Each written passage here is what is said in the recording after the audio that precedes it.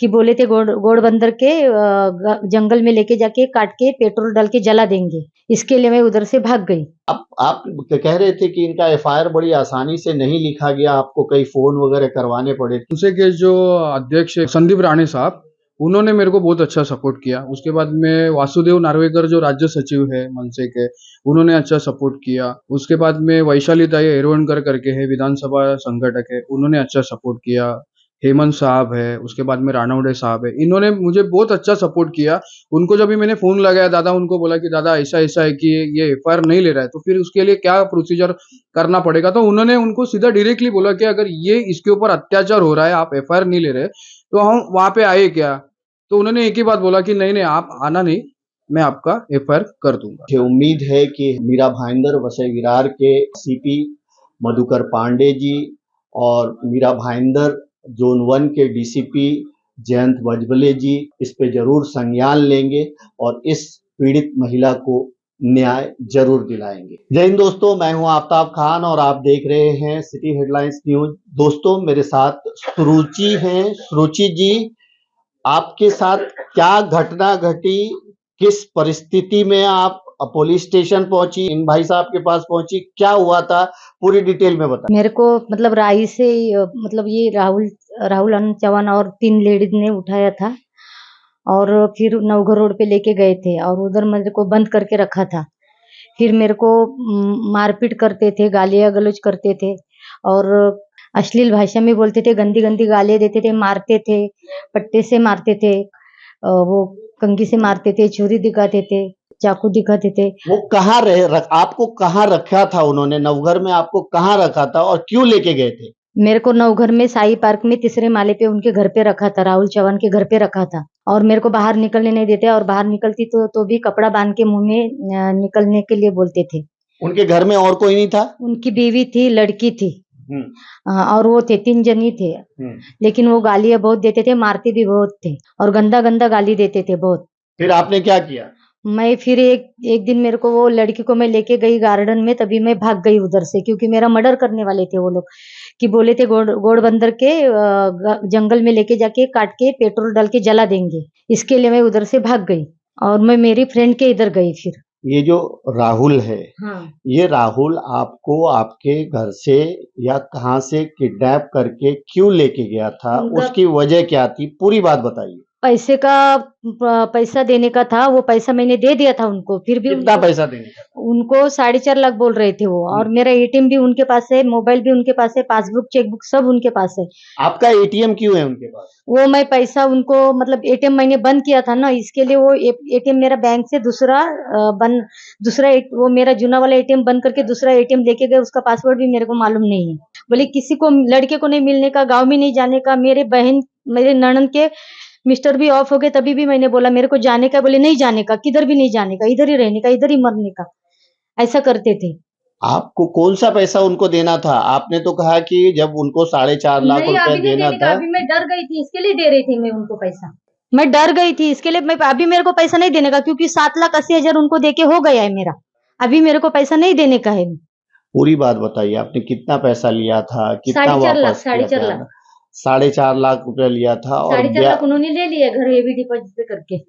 4.5 लाख उन्होंने ले लिया है। ऊपर से मेरे लड़के ने 1 लाख ट्रांसफर भी किया है, मेरे एक दोस्त ने भी 1 लाख ट्रांसफर किया है। फिर मैंने 80,000 घर के लिए भी दिया है उनको। वो पैसे का हिसाब भी नहीं बता रहे। 4.5 लाख वापस चाहिए ऐसा बोल रहे थे। इसके लिए 1 साल एटीएम का पैसा भी ले रहे वो।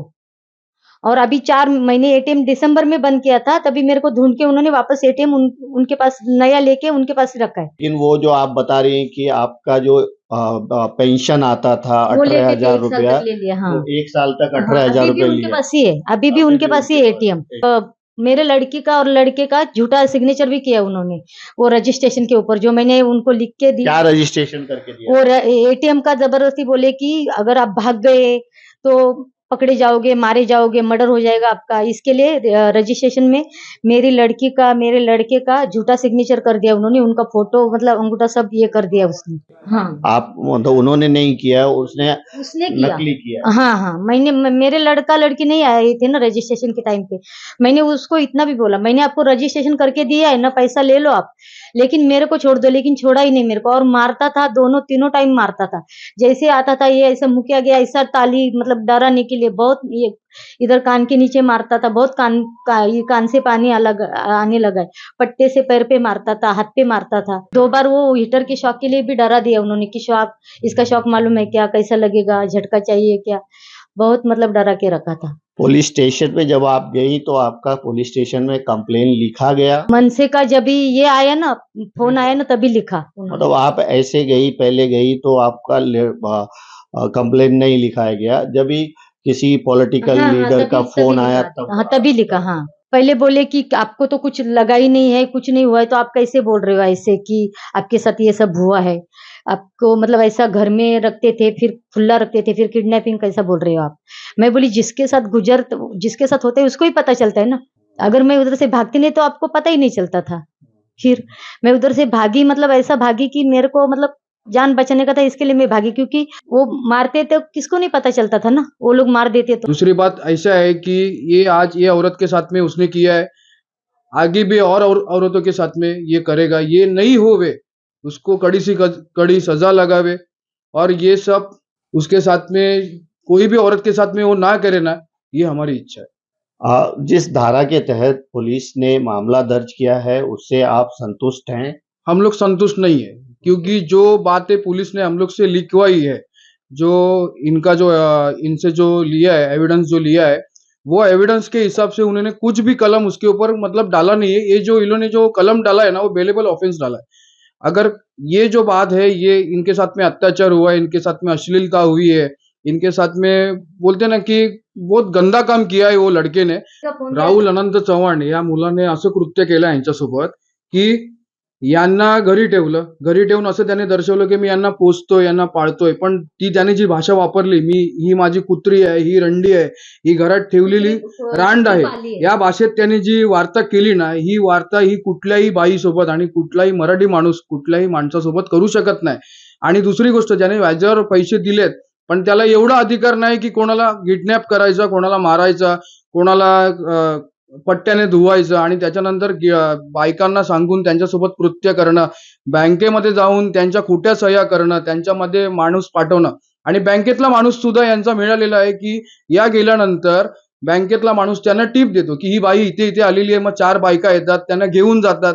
मग हा सगळा जो पिक्चर आहे ना, हा त्याने असं दर्शवून ठेवलेला आहे की आम्हाला असं लोकांनाही असं वाटेल की बाबा ही माझी काकी आहे, माझं हे आहे, ते आहे.